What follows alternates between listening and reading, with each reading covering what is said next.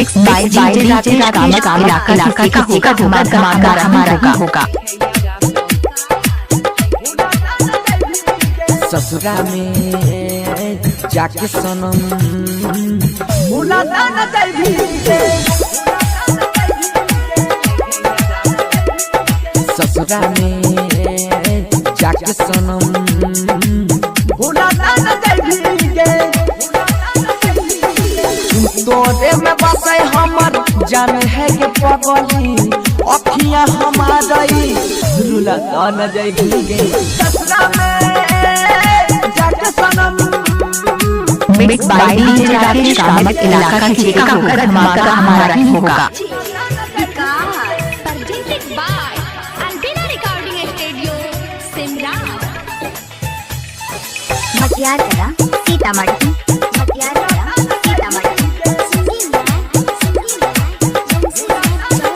हाँ हाँ तू ही हमर जान छी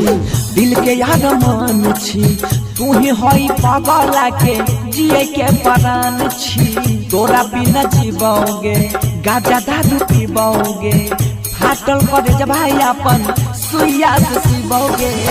असली दीवाना तोहर छियो है के रानी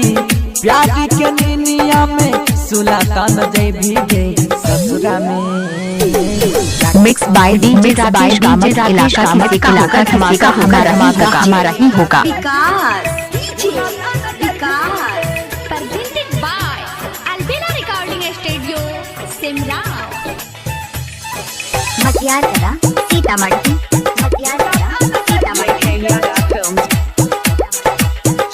हाँ हाँ हम रोज करिए मिले ससुरा में अबोगे तोहर सुरतिया जान हम ना भूलबोगे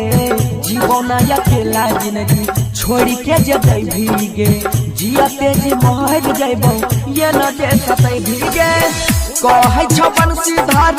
सुन है गे पगली अखियां से आंसू हमरा कबो ना बहै में गे ससुरा में जाके सनम भुलाता न जाइबीगे तोरे में बसे हमर जान है के पगली अखियां हमारी रुलाकात न जाइबी गे ससुरा में